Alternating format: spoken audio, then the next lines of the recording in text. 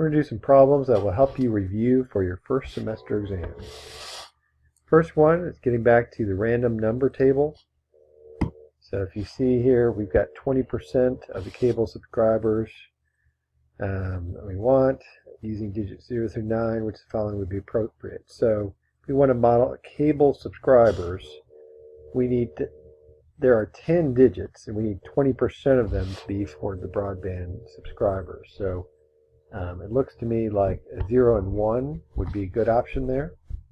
The rest of the numbers would represent cable-only subscribers, so that would be 80%. And that is the correct answer. You can see with even digits, that would be 50% there. Here, that would be 30%, 60%. This is very tempting for students. That's actually 30% there, 0, 1, and 2. So once you get that right, you're going to assign the numbers and go. This kind of problem, if you've done regression, which we have, you have to know what this chart means. And so I look for these keywords like coefficient, kind of a key word here, and constant is a key word, and weight. Weight is actually your x variable. So your x variable is weight. That helps to know. So x would be weight here. One of those would be the right thing. This C and A are already out if you just know your x variable is there. The form of your equation is kind of like y hat equals a plus bx. Statisticians, we tend to put the constant first. So in this case, the constant is 21.84. So we would say 21.84 plus the coefficient is actually this guy. It's the number down below. So the constant is right to the right of the word constant. Coefficient is in the coefficient column, but it's 0.03. So 0.03 times x there. Or actually, we wouldn't say x. We would put in the word, which is weight. Same thing for y. Instead of saying y, we say the predicted y. In fact, we would say, what is it, moving times in minutes. So moving times. And so you can see this matches 21.84 plus this. B is the correct answer on this one as well. So here we have, this is the equation. You can see that this is the slope is this guy. The constant, or the y-intercept, is this one. So it says, correct interpretation for the slope. So we want to interpret 12.25. So right away you're thinking maybe one of these. That doesn't seem to be right, but let's actually see. Maybe let's read some of these. So for every increases of 100 units in x, the increase is approximately 1,225 units. When x equals 0, y is predicted to be 382. Well, that part is true. When x equals 0, y is certainly 382.1. That's true. For every increase in x, so this is 12.25 divided by 1, which is equivalent to 1,225. 1225 divided by 100. If you take the decimal point and move it, or multiply both top and bottom, numerator and denominator, by 100. So this is very tempting. A is a very tempting answer, but it's just one word that you have to read. You can see that this is a negative sign here. And so we know the slope is negative, which means it does not increase there. That would not be the right word. We think that y is decreasing approximately 1,225 units. For every 100 units increase in x, x is down below, slope is y, rise over run. Y is predicted, when x is 0, y is predicted to be 382, so this is definitely the right answer. A is very tempting there, but it's not the case. And it was kind of weird the way they said 12.25 instead of over 1, but they just converted the fractions so that they were whole integer values. Here we have to kind of look at this and figure out what type. Is this binomial? Is this maybe a sample mean or sample proportion? So senior citizens make up about 12.4% of the American population. So my first thought is this is probably going to be a sample proportion problem, but we probably need to do some checks here. So let's do the conditions here. Is it random? It's the first condition for sample proportions. Hopefully it says something about being random. A random sample of 200 Americans. Check. Okay. Random sample. We could write that. Less than 10% of the population is represented in this sample. So is that true? Let's see. Sample 200 Americans is selected. What is probably the 180 of them not suited? So 200 out of all the Americans, I guess, would be way less than 10%. So we're good on that. The other condition, so that we say check, is called success, fail. I realize that, for a multiple choice problem, you may not have to prove this is definitely sample proportion, but it's good to know this stuff. NP, because you'll have questions on this, must be greater than or equal to 10. That successes must be at least 10. So if we look at this and we go, okay, this is an interesting question. First of all, you've got to look at what is P here, because we're trying to figure out not senior citizens. We want to find out what is the probability that 100 are not senior citizens. So I think when you look at this 12.4%, that's not the percentage of not senior citizens. Senior citizens make up about 12.4%. So I'm going to take the complement of that.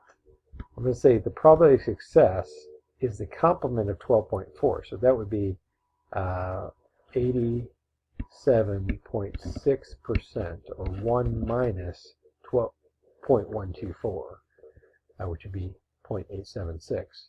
So that's probability of success is 0.876, which means Q, of course, is, what is that? Well, 12.4%.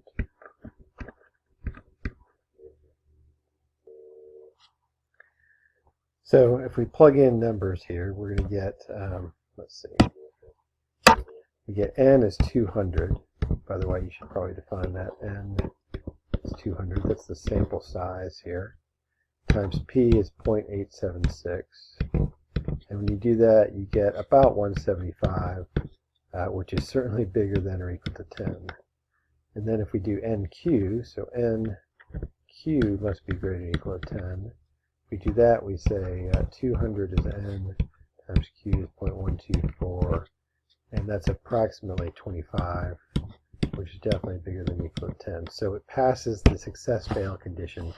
So it is sample proportions here. So we're really not looking at the binomial stuff here. That's more binomial.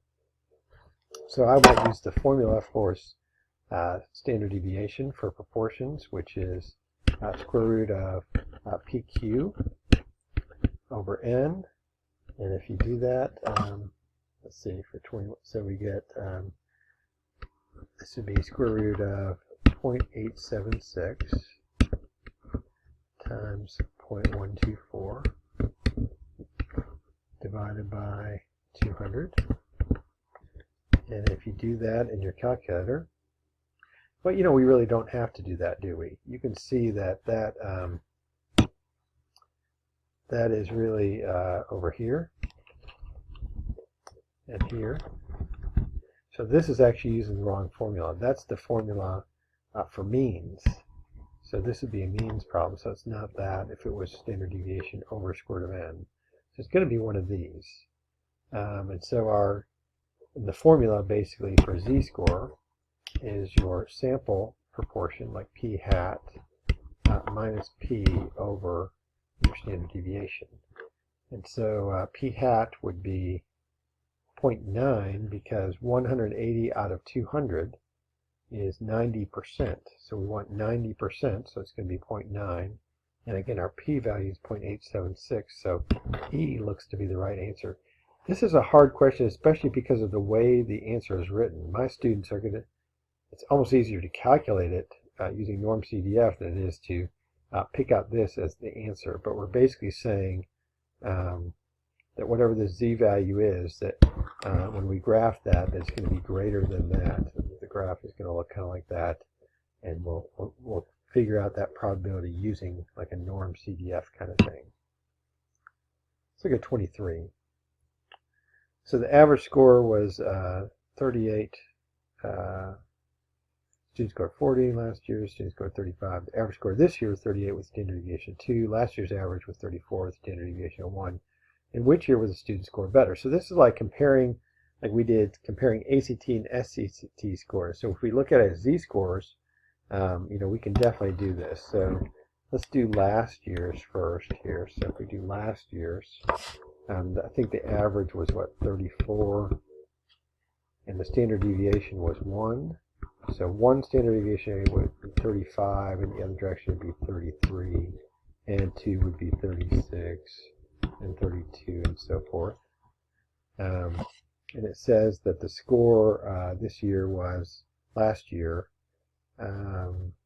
40 last year's, excuse me, 35. So the student scored 35 in last year's competition, which I can calculate that right away. The z-score there is 1. It's 1 standard deviation away here. And if we do this year's scores, 38 was in the middle. That's the average, and I think it was 2 for the standard deviation. So this would be 40, 42, 36, 34, and so forth. And I think his score last year was 40, which again, I can do that standard deviation. I don't have to use any kind of inverse norm or anything, or any kind of commands to figure that out. I would just say z equals 1.